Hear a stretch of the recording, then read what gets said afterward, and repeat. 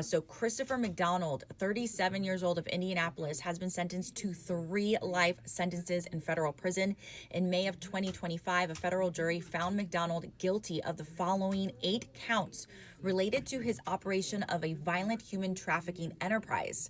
So the 8 counts are murder in the aid of racketeering activity, brandishing and discharging a firearm during a crime of violence, possessing of a firearm, sex trafficking, enticing an individual to travel in interstate commerce to engage in prostitution, and then a travel act, a federal crime to engage in interstate or international travel for the purpose of furthering certain unlawful activities.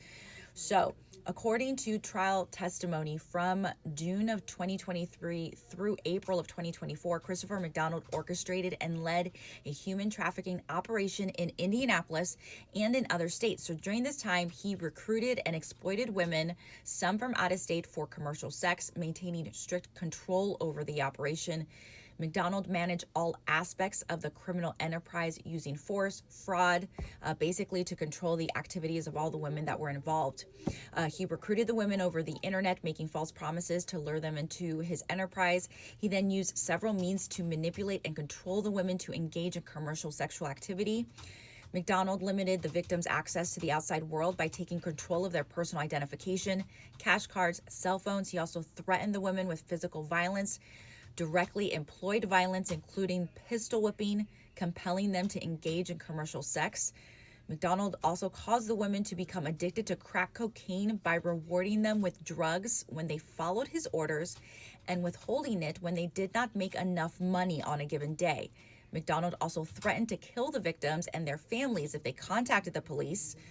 Wow. McDonald also compelled the victims to engage in commercial sexual intercourse on 9 or 10 occasions per day, 9 or 10 times a day.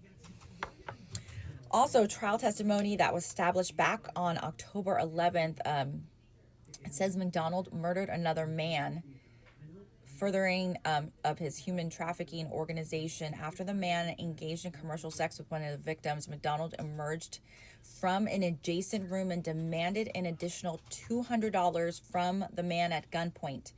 The male victim drew his own firearm in self-defense and shot McDonald. McDonald ran back and loaded his firearm with a magazine, shot the male victim 11 times in the back as he attempted to flee the hotel room. McDonald, a previously convicted felon, was not permitted by law to possess a firearm that he used to murder the male victim. What a story.